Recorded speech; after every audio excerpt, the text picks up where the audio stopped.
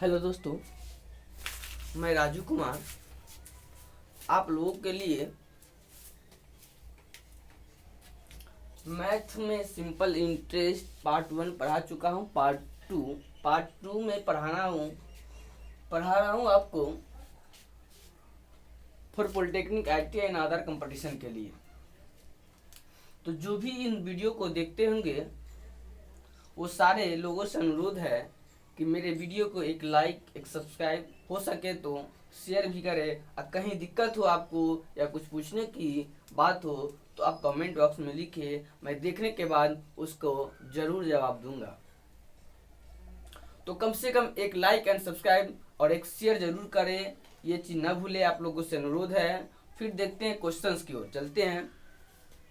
Questions हमारा ये है, सिंपल इंटरेस्ट में है कि किसी दर को किसी रुपया को दिए तो कुछ रुपया को मैंने दे दिया अलग प्रतिशत पे, कुछ रुपया को अलग प्रतिशत पे अलग दर पे दे दिए। अलग दर पर दे दिए मतलब दिए एक ही साथ पैसा। जैसे मैंने 10,000 रुपया किसी को दिए,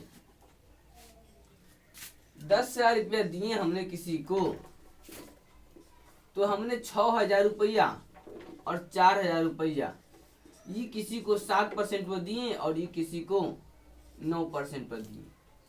तो टोटल भी तो इस दरमियान क्वेश्चंस कैसे बनते हैं, सो आइए देखते हैं। आप एक क्वेश्चन से समझ सकते हैं कि यदि एक राशि को दो पार्ट में बांट कर दो अलग अलग दर यानी रेट पर ऐसा दिया रहे या दे या पूछे तो क्या करेंगे। सबसे पहले क्वेश्चन से देखते हैं। 5,000 रुपया का कुछ भाग एसआई की 6% वार्षिक दर तथा शेष भाग 9% वार्षिक ब्याज की दर पर उधार दिया जा गया। 1 वर्ष बाद टाइम 1 वर्ष बाद यदि कुल ब्याज 390 रुपया हो तो दोनों दरों पर दी गई राशि का अनुपात ज्ञात करें। तो दोनों दरों का अनुपात राशि पूछ रहा है। डेट मीन्स दोनों दरों का पैसा, दोनों दरों का राशि ज्ञात होना जरूरी है। तो हमारा 5,000 रुपया दिया गया, तो पहला दर जो था, पहले कुछ रुपया देंगे उसको X% पर दिया। पहला 100 रुपया था हमारा, मान लिया जाए। दूसरा क्या होगा हमारा P माइनस X, सॉरी दूसरा जो P होगा हमारा 5,000 माइनस X, इसको हमने R1 हमारा 6% पर लगाया और यहाँ पर R2, यहाँ पर R2 9% पर लगाया। यहाँ पर टाइम T1 जो दिया इसको भी 1 वर्ष दिया और यहाँ पर भी टाइम T1 जो दिया T2 1 वर्ष दिया। इसका SI 1 होगा और इसका SI 1 2, दोनों का SI 1 और SI 2 जो है यहाँ पर दिया है कि 1 वर्ष कुल ब्याज यानी कुल ब्याज पूछा जा रहा है। तो SI जो पूछा जा रहा है, कुल SI पूछा जा रहा है, तो SI 1 प्लस SI 2 पर करेंगे तो हमारा आ जाएगा x into 6 into 1/100 plus 5,000 minus x बट्टे 100 इंटू 9 इंटू 1 बराबर टोटल ब्याज हमारा दिया हुआ है 1 वर्ष का 390 रुपया। कितना दिया हुआ है 390 रुपया। अब क्वेश्चंस को सोल्व करेंगे तो हमारा आंसर जो है आ जाएगा। आपको इसमें करेंगे 6x और 9x, कितना हो जाएगा माइनस 9x इक्वल टू हो जाएगा हमारा 3x बट्टे 100 प्लस 5×9 = 45,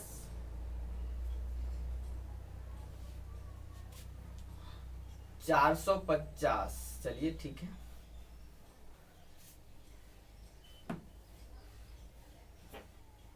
ये 6x ये हो जाएगा आपका 9x हो जाएगा, तो माइनस हो जाएगा माइनस 3x और 450 इक्वल टू 390। आप ये इसको इधर ले जाइए, इसको इधर ले आइएगा तो आपका हो जाएगा 450 में 390 चला जाएगा, 3x बट्टे 100 इक्वल टू 450 माइनस 390। क्या कि इसको इधर ला दी, इसको उस पर लेगा। उसके बाद ही इसको इक्वेशन को लिखने के बाद x का जो वैल्यू आएगा, ये आपको x का वैल्यू जो आएगा 2000 आएगा। सोल्व करने के बाद x का वैल्यू जो आएगा आपका 2000 वैल्यू आएगा, ये 390 2000 आएगा। यानी हमारा इस रेशियो और इसका रेशियो ज्ञात करना है।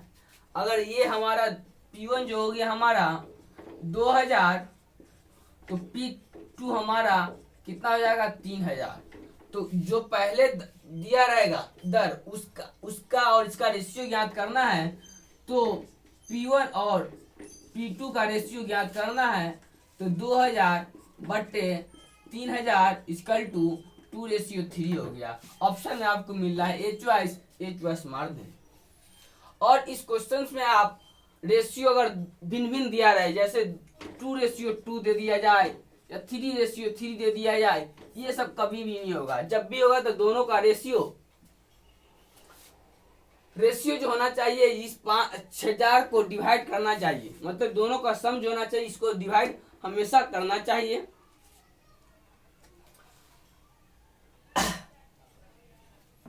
और ये भी याद रखिएगा कि टाइम इसमें दोनों के लिए सेम दिया गया है, तो सेम है। फिर अगला क्वेश्चन अगले टाइप से देखते हैं कि उसमें एसआई में किस प्रकार का क्वेश्चन पूछते हैं। तो आज सिंपल इंटरेस्ट खत्म हो जाएंगे, फिर उसके बाद हमने सीआई चलाएंगे, चक्रवृद्धि ब्याज चलाएंगे। सिंपल इंटरेस्ट के बाद चक्रवृद्धि ब्याज चलेगा।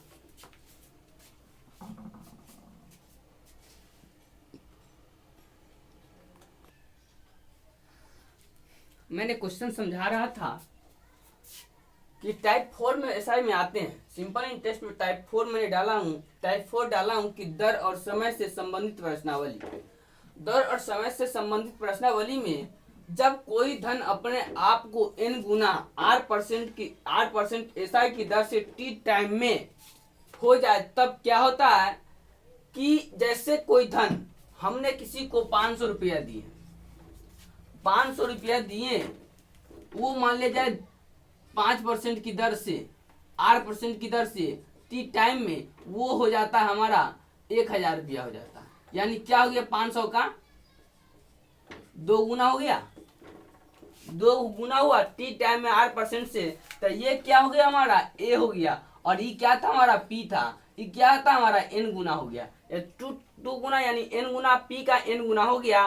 तो जो हमने प्रिंसिपल लिए थे, जो हमने मूलधन लिए थे, मिश्रधन जो हो गया मूलधन का n गुना हो गया।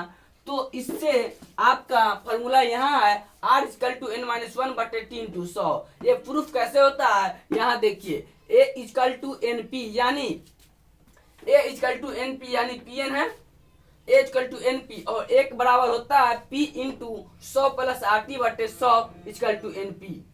और पी कैंसिल हो गया, तो ये 100 + RT = 100 × 100n, और RT रहने दिए, 100 इधर चला गया, 100n - 100, तो n कॉमन 100 कॉमन ले लिए तो n-1 हो गया। तो RT बराबर n-1 × 100, तो T = n-1 × 100 बटा R, या R = n-1 × 100 बटे T। तो ये टाइप 4 में था। सिंपल इंटरेस्ट से टाइप 4 तक ही क्वेश्चन जनरली पूछे जाते हैं। और फिर देखते हैं हमने क्वेश्चंस को कैसे आते हैं और पूछते हैं एग्जाम में।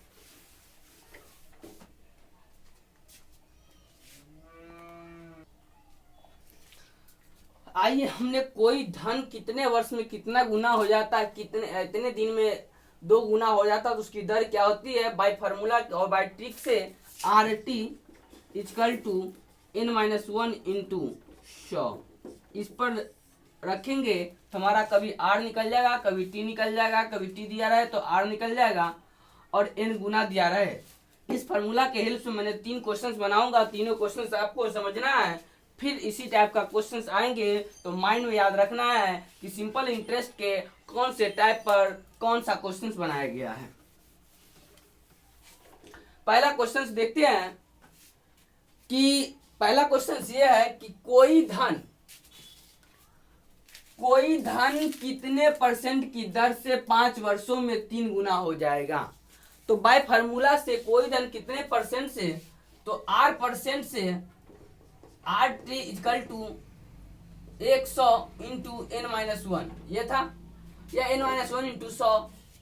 तो R परसेंट को R रहने देंगे, टाइम 5 वर्ष है, तो R into 5 equal to 100 n गुण n 3-1 इक्वल टू आपको 100 गुने 5, 100 गुने 2 क्या गया 2, यानी R इक्वल टू आपका 100 गुने 2/5 यानी आपको 40 5 दूना 20 पंचे 100 और 20 दूना 40 यानी R बराबर 40%। कितने परसेंट की दर से, तो 40% की दर से 5 वर्षों में 3 गुना हो जाएगा, ऑप्शन ए हो जाएगा आपका। दूसरा क्वेश्चन कि आपको क्या कह रहा है, देखिए कितने समय वहां पर कितने वर्षों कितने दर से मतलब समय दिया था 3 गुना हो गया था। यहाँ आपको दर देकर टाइम पूछा जा रहा है, कितने समय में 25% की दर से कोई धन अपने आप को 2 गुना हो जाता है। तो यहाँ पर भी RT equal to 100 into n-1, n 2 गुना, तो 2 में से क्या 1 यानी 100 गुने 1। T हमारा नहीं दिया, R दिया है, तो R 25% तो 25 गुने T क्या हो गया, T हमारा 100, T का T रहने दिए, सॉरी T का T रहने दिए, तो 25 चौका यानी T इक्वल टू 4 वर्षों में आपका ऑप्शन ए मिल गया। कितने समय में 25% की दर से कोई धन अपने आप को 2 गुना हो जाएगा, तो 4 वर्षों में अपने आप को 2 गुना हो जाएगा जब 25% की दर से देंगे तो। और एग्जाम में आपको याद रखिएगा कि कोई भी क्वेश्चन जब तक कहा ना जाए तो ब्याज यानी सिंपल इंटरेस्ट ही होगा। जब एग्जाम में साधारण ब्याज ना कहकर ब्याज कहा जाए या कोई क्वेश्चन कहा जाए कि 2 गुना हो जाए यानी सिंपल इंटरेस्ट से ही वो 2 गुना हो जाएगा। अगर कहा जाए चक्रवृद्धि ब्याज तो फिर मैं अगले यूनिट में पढ़ाऊंगा CI, उसमें मैं बताऊंगा कि 2 गुना हो जाए 3 गुना हो जाए तो फिर कैसे करेंगे। एक क्वेश्चन है, ये दोनों क्वेश्चन तो बाय फार्मूला था और उसी फार्मूला को यूज करके ये भी क्वेश्चंस बनेंगे। ये क्वेश्चंस कह रहे हैं कि कोई धन 20 वर्षों में 2 गुना हो जाता है तो कितने वर्षों में 4 गुना हो जाएगा। तो सबसे पहले इसमें R अगर निकल जाता है तो मुझे बड़ा इंटरेस्ट आएगा, वो R 4 में रख देंगे तो पता चल जाएगा कितने वर्षों में 4 गुना हो जाएगा। 20 वर्षों में 2 गुना R into T equal to 100 into n-1 क्या था 2 गुना यानी क्या हो गया 100, 2-1 इंटू क्या हो गया 1 हो गया। 20 वर्ष यानी R गुने 20, यहाँ पर R क्या हो गया हमारा 5%।